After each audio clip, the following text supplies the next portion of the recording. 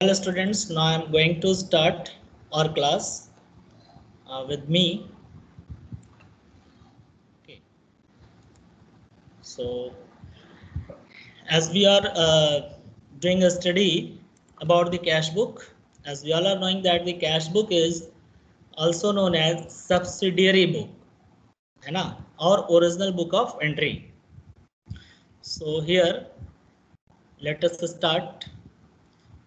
Just I'll continue the previous class. In previous class I have taught you all people the single column cash book or simple cash book, in which we have observed that we had recorded only cash receipt and cash payment. There was no place for the non-cash transactions and non-check transactions, sorry, bank transactions. Okay, but today we have to study double column cash book. So double column cash book has a place of cash as well as bank, because we prepare two column. So in last class we had prepared only amount column, that is donated to only cash. But today we will prepare two column for the amount. One column will be for the cash and other column will be for bank. Okay. So here it is saying that in our business there are so many bank transactions, but we do cash transaction as well. So it is therefore appropriate for every entity to keep cash book with cash and bank column, right? So thus first form need to open. It is saying cash account, sorry, need not open. The form need not to open cash account and bank account in the ledger. Okay, so already I have taught you when we do prepare the cash book, so no need to prepare the cash account in the simple cash book. When we prepare cash and bank column, so no need to prepare the cash account and bank account as well separately in the ledger. Okay, so take the screenshot of it. Now I'm moving for the next slide. So here, students, there are certain observations while we prepare cash book with two columns, for example, cash and bank. So what are the certain observation I have observed and I want to share here? So first, you will see while you maintain the cash book, you will find that debit side of cash book represents receipt of cash and checks deposited. Not only checks, be careful here students, checks deposited into bank. अगर हमें cash मिला तो cash column में लिखेंगे receipt में, check मिला तो if we have received a check, so we cannot write in the bank column immediately until and unless it has been deposited into the bank on the same day. ठीक है, अगर आपको check मिला और आपने उस चेक को bank में जमा नहीं किया, ऐसा होता है ना कि ऐसा थोड़ी है कि हमारे पास चेक किसी कस्टमर ने हमको दिया पेमेंट में और वो ऑटोमेटिक बैंक में चला जाएगा, कोई ऐसा तो सिस्टम है नहीं। तो पहले जब चेक आता है तो उसे चेक हम अपने पास रखते हैं, तो उसे कहते हैं चेक इन हैंड, ठीक है। और उस चेक को अगर हम सेम डे जमा कर देते हैं तब तो ठीक है कि उस डे के लास्ट तक, मतलब अगर हमें 2 बजे दोपहर में चेक मिला, बैंक तुम्हारा 5 बजे बंद हो जाता है, ठीक है। तो अगर हम 2 बजे चेक मिला और 3 बजे तक हम बैंक में भिजवा दिए और वो चला गया बैंक में, तो हम ये मानकर चलेंगे कि बैंक में हमने डिपॉजिट कर दिया, मतलब जिस दिन चेक मिला उसी दिन अगर बैंक में भेज दिया तब तो ये माना जाएगा cheque has been deposited. But अगर उस दिन हमने चेक नहीं जमा किया तो ये पैसा बैंक कॉलम में एंट्री नहीं होगा, तो इसीलिए मैंने लिखा है चेक डिपॉजिटेड इन बैंक, ठीक है। सो पहला बता रहा है ऑब्जर्वेशन कि debit side of cash book represents receipt of cash and check deposited in bank, while credit side represents payment of cash and payment of checks. So देखो, payment credit side में क्या होता है, पेमेंट साइड होता है। तो अगर हम कैश पेमेंट कर रहे हैं तो we will write in credit side, अगर चेक से पेमेंट कर रहे हैं तो भी हम लोग क्रेडिट साइड बैंक कॉलम में लिखेंगे, क्योंकि जब हमने पेमेंट किया तो हमने चेक दे दिया तो हम ये मान लेते हैं कि हमारे अकाउंट से पेमेंट हो गया। अब अगला भले ही जमा किया हो बैंक में ना किया हो, इट डजंट मैटर। पेमेंट के केस में हम जैसे ही चेक इशू करेंगे इमीडिएटली बैंक कॉलम में हम लिखेंगे उसी दिन। तो ध्यान रहे ये सारे स्लाइड्स जो मैं शेयर कर रहा हूँ कि जितना पैसा मिलेगा कैश में या चेक में, और चेक उसी दिन जमा हो गया तो बैंक कॉलम में लिखेंगे डेबिट साइड में, और पेमेंट के समय में कैश का पेमेंट है तो कैश कॉलम में, बैंक का कॉलम पेमेंट है तो चेक से पेमेंट है तो बैंक कॉलम में। ठीक है। So next, second thing, already I have discussed in the previous class while I was teaching you the simple cash book. So here it is saying if new business is commenced, अगर हम नया business start कर रहे हैं तो पहले से हमारे पास कोई बैलेंस नहीं होगा, तो इस केस में क्या करेंगे, we write to capital account. Okay, अगर से पहले से बिजनेस स्टार्ट नहीं है और अभी स्टार्ट कर रहे हैं और पैसा आ रहा है बिजनेस में, तो पैसा हमारे पास किस फॉर्म में आएगा, कैश के फॉर्म में आएगा या तो चेक के फॉर्म में आएगा, और चेक मिलेगा तो उसको तुरंत बैंक में जमा करते हैं। ठीक है।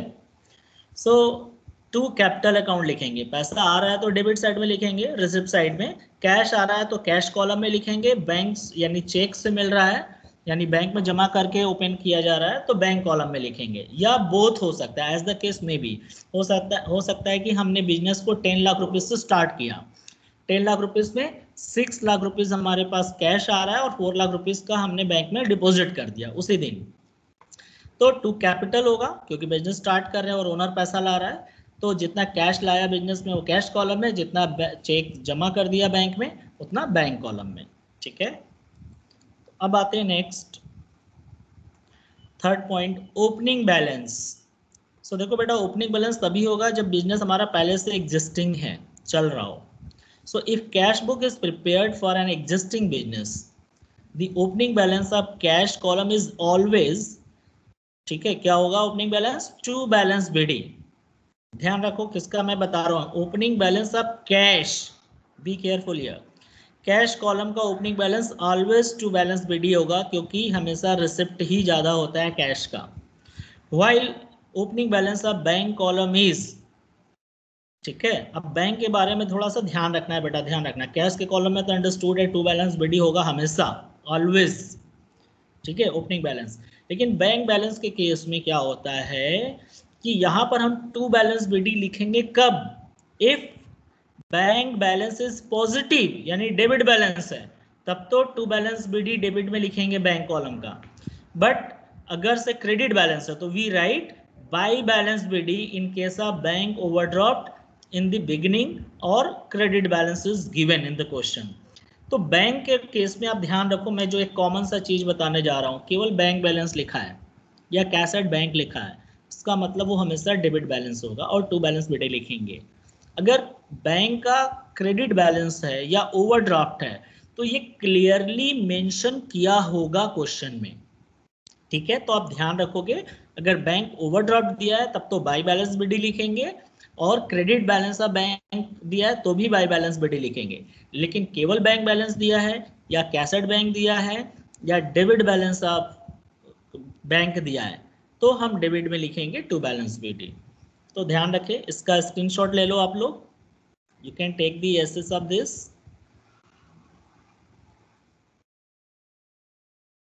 So now other things what I am going to share, document used while deposit cash or check into the bank। जब हम पैसा बैंक में जमा करते हैं, चाहे वो हम कैश में जमा कर रहे हो या चेक से कर रहे हो, तो हम कौन सा डॉक्यूमेंट यूज करते हैं। तो कितने लोगों ने बैंक में पैसा जमा किया है आप लोगों में से, कोई बता सकता है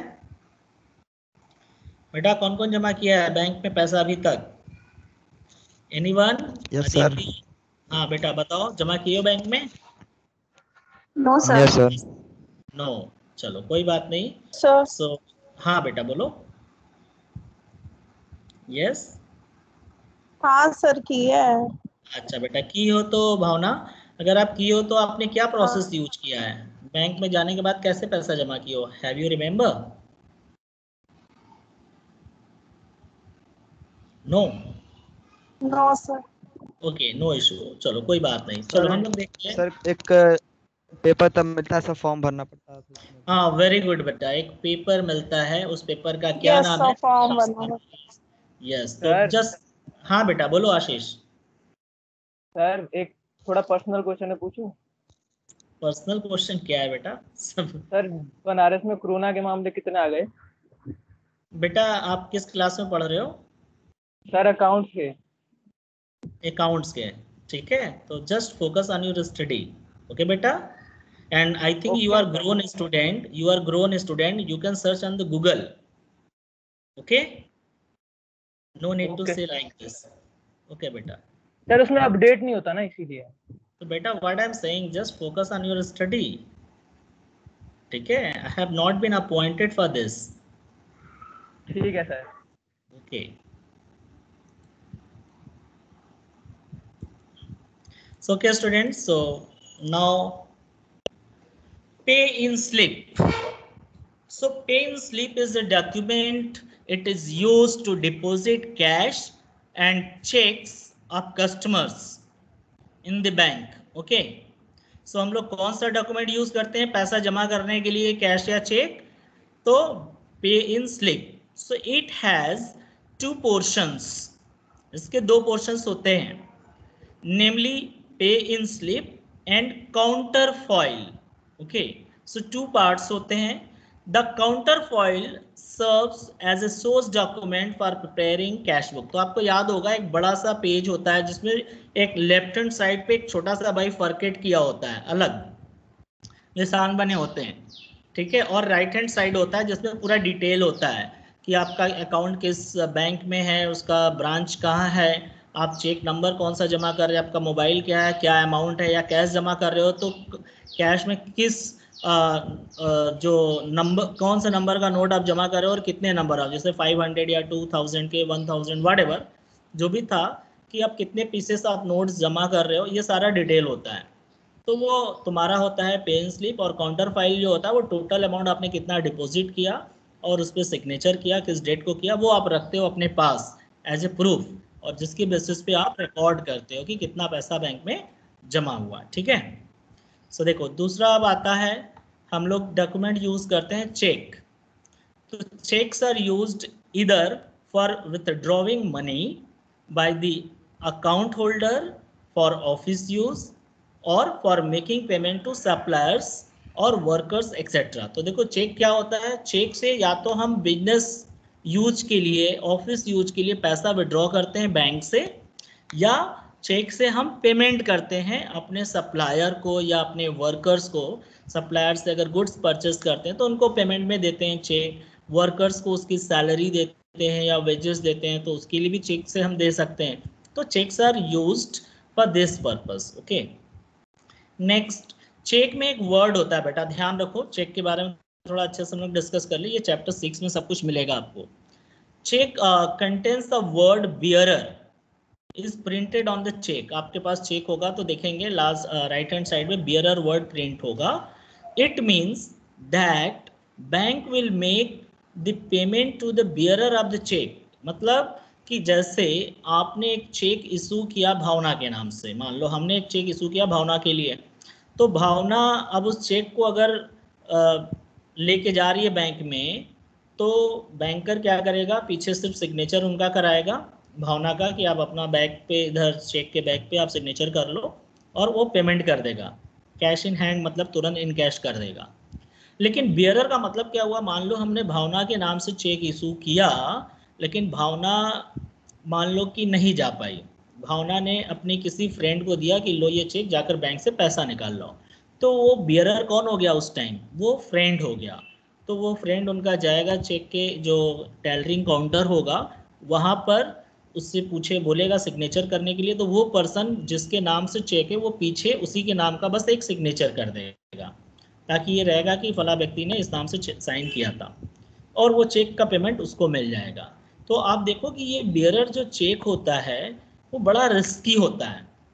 मान लो कि यहाँ पर जो आशीष हैं, आशीष बेटा लोअर योर हैंड, ओके। सो मान लो कि मैंने एक चेक आशीष के नाम से 1,00,000 रुपए का इशू किया। अब वो चेक आशीष क्या कर रहे थे कि अपने पॉकेट में रख रहे थे, बट बाय मिस्टेक वो पॉकेट में न जाकर नीचे स्लिप हो गया और वो गिर गया। अरे और सर पीछे से ये तो आप सर मुझे लापरवाह बना रहे हो सर, ये सर आप गलत कर रहे हो, लेकिन सर ऐसा मेरे साथ कभी नहीं हुआ sir. Beta Ashish, I am removing from the meeting you. Okay, you will talk to your class teacher. Okay. So now I was discussing here कि मैंने एक चेक इशू किया आशीष के नाम से 1 लाख रुपए का, और ये चेक वो पॉकेट में रख रहा था और बाय मिस्टेक वो स्लिप हो गया, ठीक है, और स्लिप हो गया और पीछे कोई बंदा खड़ा था, बाहरी पर्सन, और उसने देखा, वो चेक उठाया और वो चेक देखा बेरर है और बैंक गया और तुरंत इनकैश करा लिया। सो आप देखो कि इस चेक का क्या डिमेरिट है कि चूंकि बेरर लिखा हुआ है, यानी कोई भी बंदा उस चेक को उठा कर लेकर जाएगा बैंक में, बैंकर क्या करेगा, उसको पेमेंट कर देगा। तो ये चेक बड़ा रिस्की होता है ना, ये चेक क्या होता है, बहुत ही रिस्की है। तो इस रिस्क को दूर करने के लिए हम लोग करते क्या है, एक टेक्निक है जो बैंक में हम लोग यूज करते हैं, चेक पर हम लोग 2 पैरेलल लाइन खींच देते हैं, जिसे हम लोग क्रॉस्ड चेक कहते हैं, ठीक है। तो इस रिस्क को दूर करने के लिए, to overcome on this risk, we cross the cheque, ठीक है। क्रॉस जो चेक को करते हैं हम लोग, वो 4 तरीके से होता है। आई विल डिस्कस टुडे कि क्या होता है और कैसे उसका फायदा मिलता है, ठीक है। तो सबसे पहले हम तुम लोग को पे इन स्लिप का जो फॉर्मेट होता है वो हम दिखा दें। आप देखो, ये पे इन स्लिप है पंजाब नेशनल बैंक का, ठीक है। देखो यहाँ पर लेफ्ट हैंड साइड में क्या हुआ, आपका ये काउंटर फॉइल है, ठीक है, और राइट हैंड साइड में जो है ये पे इन स्लिप है, राइट। सो पे इन स्लिप में आप सारा एड्रेस वगैरह जितनी भी डिटेल है आप यहाँ फिलअप करोगे, जितना भी पैसा या चेक जो भी जमा करना है और कितने रुपए का किया उसका एक समरी आप लेफ्ट हैंड साइड में लिखते हो, ठीक है। और सिग्नेचर होता है दोनों साइड ऑफिसर्स का, ताकि ये प्रूफ होता है कि ऑफिसर ने पैसा रिसीव किया। और ये काउंटर फाइल जो है ये आप अपने पास रख लेते हो as a proof, as a evidence, कि आप बाद में इससे रिकॉर्ड कर सको कि आप कितना पैसा बैंक में जमा किए हो, ठीक है। सो दिस इज व्हाट पे इन स्लिप। अब आते हैं हम लोग चेक पे। तो अब यहाँ देखो बेटा, हम लोगों ने अभी डिस्कस किया था कि चेक जो बेयरर होता है, बेयरर चेक को हम लोग करते क्या है कि यहाँ पर रिस्क होता है बेयरर चेक में, है ना।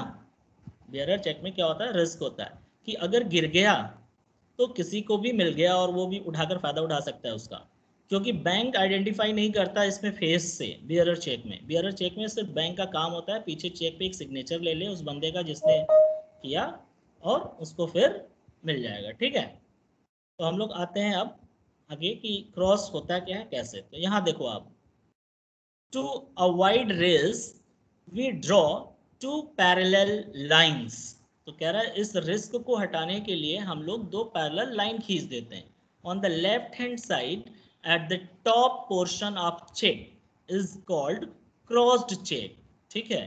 तो कहाँ हम लोग चेक के टॉप पे left hand side 2 parallel line खींचते हैं जिसे हम लोग क्रॉस चेक कहते हैं। Bank does not give cash payment of such cheques. अब देखो यहाँ पर क्या है कि अगर उस चेक को हमने क्रॉस कर दिया सेफ्टी पॉइंट ऑफ व्यू से, और वो चेक हमसे स्लिप होकर गिर भी गया कहीं, तो अगर कोई बंदा पाया तो उसको अब उस चेक का पैसा नहीं मिलेगा, ठीक है। अब उस चेक का पैसा किसको मिलेगा, जिसका नाम उस चेक पर स्पेसिफाइड है, वो चेक उसी बंदे के अकाउंट में जाता है। तो अब वो बंदा जिसने पाया उसको तो मिल नहीं सकता, क्योंकि उस नाम का अकाउंट और अकाउंट नंबर क्या है उसको तो कुछ पता नहीं है, और ना तो अगर पता भी होता तो उसके पास तो जाएगा नहीं, जाएगा अगले के अकाउंट में।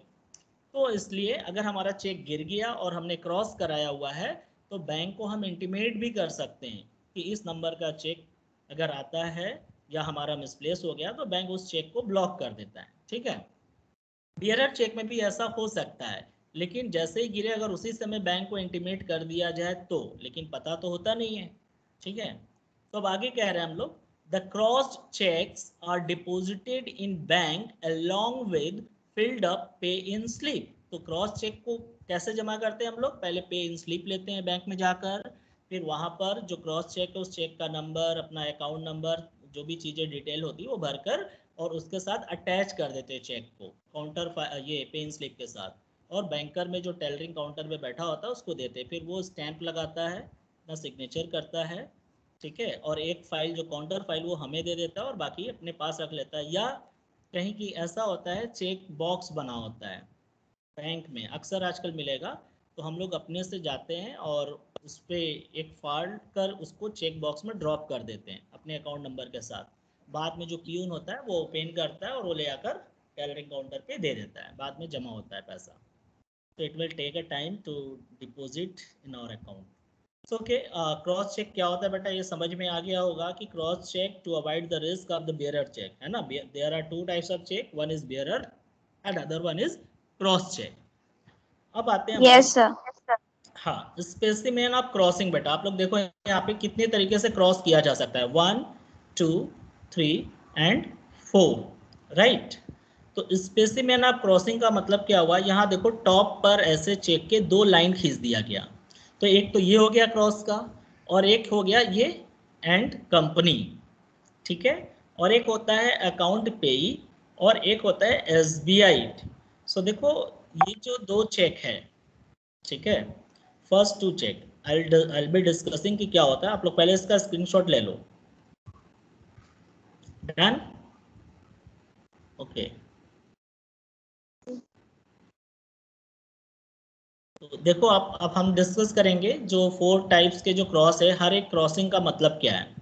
तो कह रहे हैं first 2 crossings are general crossing, यानी जो पहला और दूसरा क्रॉसिंग था वो जनरल क्रॉसिंग है, आपने क्रॉस कर दिया तो हाँ ये सेफ तो हो गया कि अब वो किसी बाहरी पर्सन को नहीं मिलेगा, वो उसी को मिलेगा जिसके नाम उसमें स्पेसिफाइड है, ठीक है। तो such cheques are either deposited by the account holder in their bank account for collection or they can be endorsed to other by signing on the back of the check and ordering to pay other person whose name is specified on it. So देखो बेटा पहला और दूसरा जो crossing है तो ये दोनों क्या है, इसमें अकाउंट होल्डर खुद अपने हाथ से अपने अकाउंट में जमा करवाता है पे इन स्लिप को फिलअप करके, ठीक है।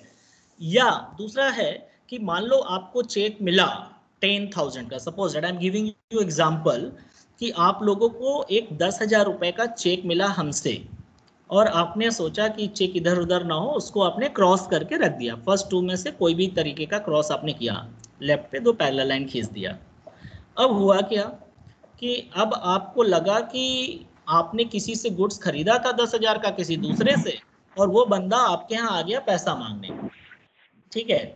तो अब आप क्या किए कि आपके पास मान लो पैसा नहीं था उस समय, तो आपने मेरा वाला जो चेक पड़ा हुआ था आपने उस चेक को इंडोर्स कर दिया उसी बंदे को, मतलब उस चेक के पीछे बैक साइड में आप उस बंदे का नाम लिखकर उसको लिख दिया कि पे टू दिस पर्सन और अपना आपने सिग्नेचर कर दिया वहां पे, ठीक है। तो ये होता है इंडोर्समेंट। तो जो फर्स्ट 2 क्रॉस चेक है हम उसको या तो खुद अपने हाथ से अपने अकाउंट में जमा करें या तो हम उसको इंडोर्स कर सकते हैं इन पेमेंट में टू अदर पर्सन। तो फिर जिसका नाम स्पेसिफाइड या ऑर्डर हम लिखे होंगे उस बंदे को वो बैंक पैसा देगा, उससे उसका सिग्नेचर करा के, ठीक है। तो ये तो फर्स्ट 2 हो गया। अब उसके बाद जो लास्ट 2 है, ठीक है, तो लास्ट 2 जो चेक है इसमें देखो the checks having crossing of account payee only, ठीक है, so cannot be endorsed, जिसमें अकाउंट पेई ओनली लिखा है, ठीक है, तो उसमें क्रॉस करके उसी क्रॉसिंग लाइन पैरेलल लाइन के बीच में हम अकाउंट पेई ओनली लिख देते हैं। जब अकाउंट पेई ओनली लिख देंगे तो ये किसी को भी हम इंडोर्स नहीं कर सकते, ये चेक सिर्फ उसी बंदे को मिलेगा जिसके नाम से ये चेक इशू किया गया है, ठीक है। तो कह रहा है only the person named in the cheque can get its payment by depositing it for collection, ठीक है। बट अब चौथा वाला में क्या लिखा था, बैंक का नाम लिखा है। If the name of bank is written within the द क्रॉसिंग, अगर उस क्रॉसिंग लाइन पैरेलल लाइन के बीच में हमने बैंक का नाम लिख दिया लाइक एसबीआई, पीएनबी, व्हाटएवर, ठीक है। तो जैसे इसमें लिखा होगा एसबीआई, तो name a bank is written within the crossing, the payment of such checks can be collected only by depositing the check for collection in the specified bank only. तो उस केस में सिर्फ उसी बैंक में payment हो सकता है, उसी बैंक में आपका पैसा जमा हो सकता है। तो ये ध्यान रहे कि 4 तरीके का 4 types of crossing. First two general crossing है, अगर क्रॉस कर दिए सेफ्टी पॉइंट ऑफ व्यू से तो कोई और उसका पेमेंट नहीं ले सकता जब तक कि आप अपने अकाउंट में जमा ना करो या इंडोर्स ना करो किसी को, ठीक है। सो ये तो हो गया फर्स्ट 4 क्रॉसिंग, ठीक है। अब हम लोग आते हैं कुछ सर्टेन ऑब्जर्वेशन जो वेरी वेरी इंपॉर्टेंट एंट्री है कैश बुक में, that is known as contra entry. So contra entry क्या होता है ये हम लोग समझ लेते हैं अभी, ठीक है। सो स्टूडेंट्स, कंट्रा का मतलब ही है कि बोथ साइड, यानी डेबिट और क्रेडिट दोनों साइड, यानी कुछ ऐसे ट्रांजेक्शन्स होते हैं जिसका इफेक्ट कैश पे भी पड़ता है और बैंक पे भी, यानी या तो कैश इंक्रीज होगा और बैंक डिक्रीज होगा, या कैश डिक्रीज होगा बैंक इंक्रीज होगा। तो कोई भी ऐसा ट्रांजेक्शन जिससे एक अकाउंट में पैसा आ रहा है और दूसरे अकाउंट से पैसा जा रहा है, तो ऐसे एंट्री को हम लोग कंट्रा एंट्री कहते हैं, ठीक है। तो वो कब कब होगा कंट्रा एंट्री, वो I will be telling you, okay. So now let us start the points for the contra entry. Okay students, now see, if we deposit cash into bank or withdraw cash from bank, अगर हम पैसा bank में जमा करते हैं या पैसा bank से ऑफिस यूज के लिए विथड्रॉ करते हैं, तो देखो ये 2 ट्रांजेक्शन ऐसे हैं स्टूडेंट जिसका इफेक्ट जो होगा वो कैश पे भी पड़ेगा और बैंक पे भी पड़ेगा। आप देखो फॉर एग्जांपल, अगर आप पैसा बैंक से विड्रॉ कर रहे हो, ठीक है, तो आपके पास पैसा बैंक से विड्रॉ कर रहे हो तो कैश में पैसा आएगा और बैंक से पैसा जाएगा, तो बैंक में माइनस होगा और कैश में प्लस होगा, तो दोनों साइड रिकॉर्ड करेंगे, रिसिप्ट साइड में कैश में लिखेंगे और पेमेंट साइड में बैंक में लिखेंगे। तो जब ऐसा कोई भी ट्रांजेक्शन होगा जिसके दोनों साइड रिकॉर्ड होते हैं, ठीक है, तो वो कंट्रा एंट्री होगा। तो 2 ट्रांजेक्शन मैंने बताया, if we deposit cash into bank और withdraw cash from the bank for office use only, याद रखना ऑफिस यूज के लिए अगर बैंक से पैसा विड्रॉ कर रहे हैं, तो such transactions affect both cash and bank columns of the cash book, so they are written on both side of the cash book, such entries are called contra entry, ठीक है। तो अब कंट्रा एंट्री जब करते हैं तो उसको कैसे हम पहचान करेंगे सॉल्यूशन से, तो ध्यान रखो, कंट्रा एंट्री जब करते हैं तो उसके बाद हम लोग लिखते हैं एंड द वर्ड सी जो देखो यहाँ पे कैपिटल लेटर से, is written on both side in the column LF to indicate that these entries are contra entry, okay.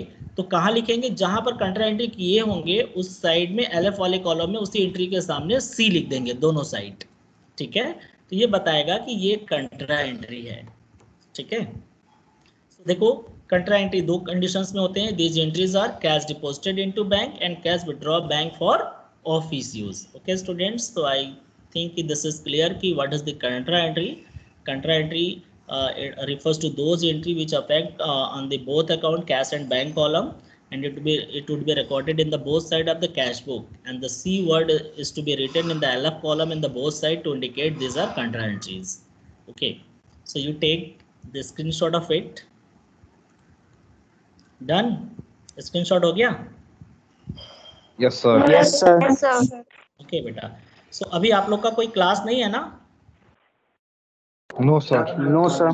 तो हम कंटिन्यू कर सकते हैं ना, क्योंकि आज डिस्टर्ब हो गया कई दो क्लास वो नेटवर्क की वजह से, क्योंकि क्वेश्चन भी बताना था हमको। Yes, तो sir. कंटिन्यू करें, ठीक है, क्योंकि देखो 16 लोग हैं अभी, इसमें से करीब 26-27 लोग थे, वो बाकी लोग चले गए हैं, उनको कोई और काम होगा। जैसे मिस्टर आशीष कुमार, आशीष कुमार आप लोग के ग्रुप में कैसा स्टूडेंट है, अदर क्लासेस में ज्वाइन करता है वो इसी तरीके का बिहेव करता है? यस बताओ, कोई भी आप लोग ज्वाइन करते हैं, अदर क्लासेस में भी रहता होगा आशीष ना? Yes, sir. तो क्या वो इसी तरीके से उटपटांग क्वेश्चन सर टीचर्स को बोलता है? No, sir. तो फिर वो आज ऐसा क्यों बोल रहा था? इसीलिए मैंने उसको रिमूव कर दिया, he can not join today, so many times he has tried but I have not given the permission because the classes is going on, and in between the such foolish question he is asking. Okay, so let us continue.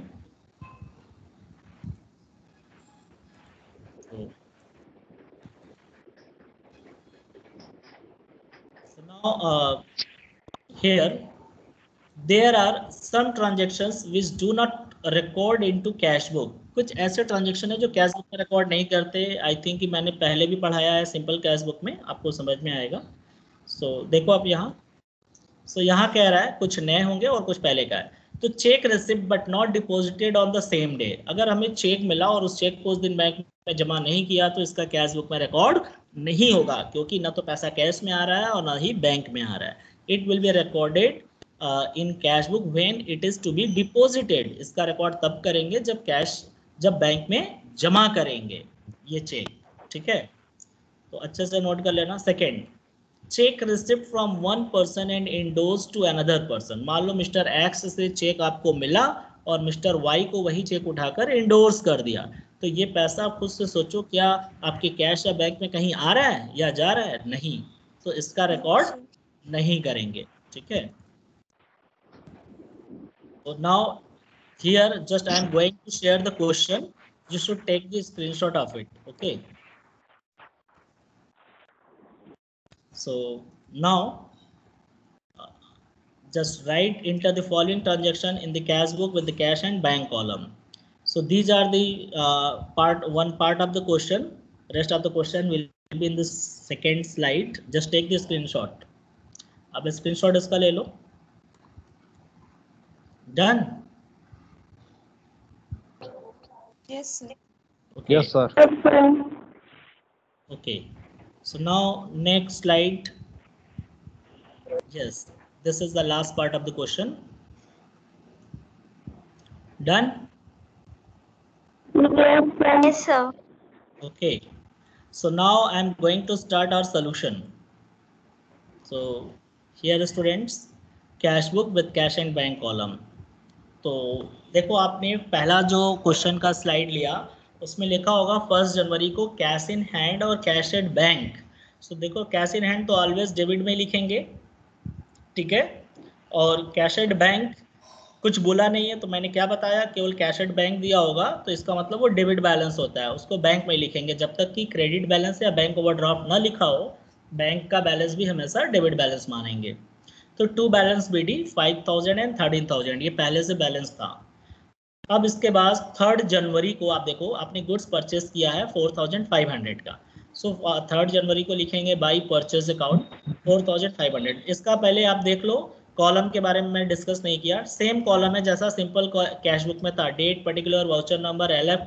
उसमें सिर्फ एक amount का column था, यहाँ 2 amount का column है, एक cash और एक बैंक. पहले कैश हो जाएगा, बाद में बैंक, फिर रिपीट कर देंगे.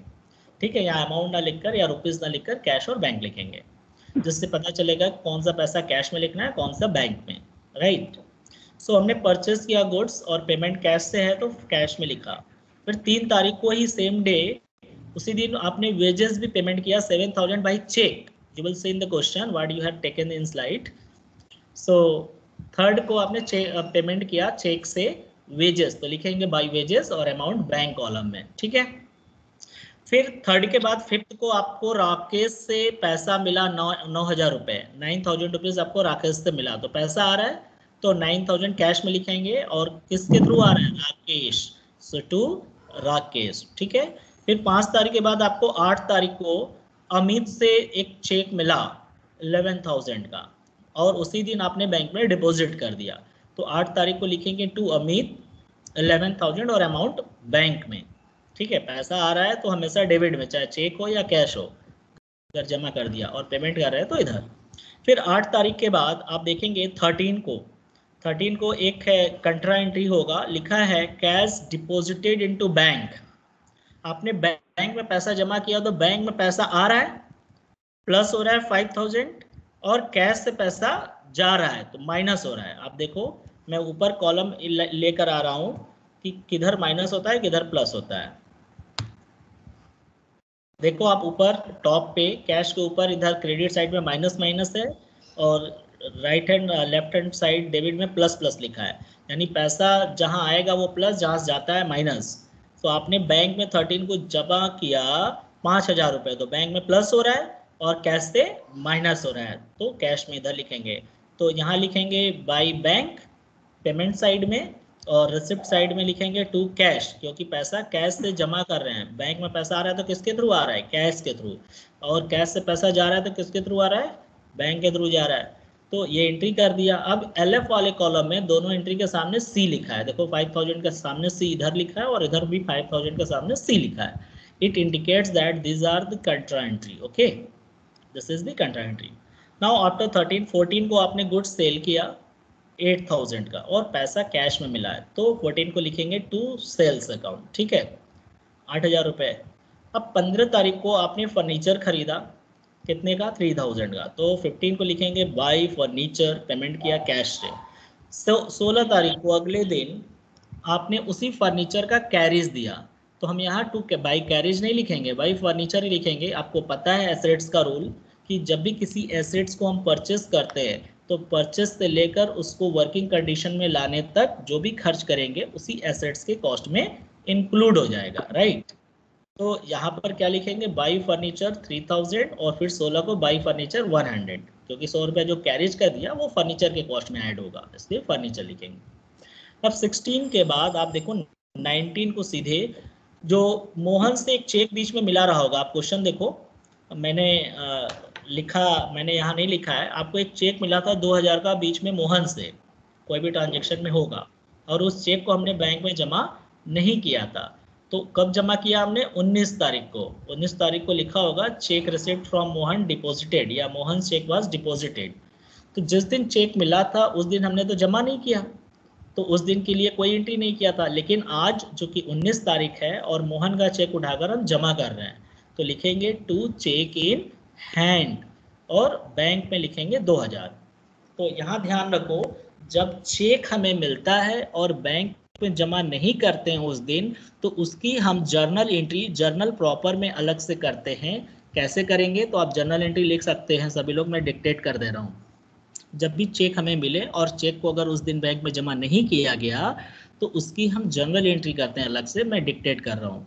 Check in hand account debit to person, person का मतलब जिससे आपको चेक मिला, ठीक है, जैसे मोहन से मिला था तो टू मोहन, और फिर जब उस चेक को जिस दिन बैंक में जमा करेंगे उस दिन कैश बुक में लिखेंगे टू चेक इन हैंड।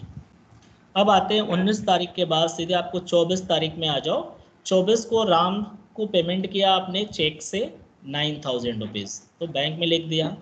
फिर 24 के बाद 25 तारीख को आप देखो कि राहुल से आपको पैसा मिला कैश 7,000 और चेक 8,000 का, और उस चेक को उसी दिन बैंक में जमा कर दिया, तो लिखेंगे टू राहुल, कि राहुल के थ्रू आ रहा है पैसा, कैश में 7,000 और बैंक में 8,000, राइट। अब इसके बाद 27 तारीख को देखो आपने 3,000 रुपया ऑफिस यूज के लिए बैंक से विड्रॉ किया। बैंक से विड्रॉ किया तो बैंक से माइनस होगा 3,000 रुपये, देखो यहाँ पर माइनस है, 27 को बाई कैश लिखा होगा और C लिखा है ना, और यहाँ माइनस हुआ और प्लस कहाँ हुआ होगा, प्लस हुआ होगा आपका कैश में 3,000 रुपये, ठीक है, तो 3,000 और यहाँ देखो C लिखा है, तो यहाँ कैश में है तो लिखेंगे टू बैंक, और यहाँ बैंक में था तो लिखेंगे टू बाई कैश यहाँ पर, ठीक है।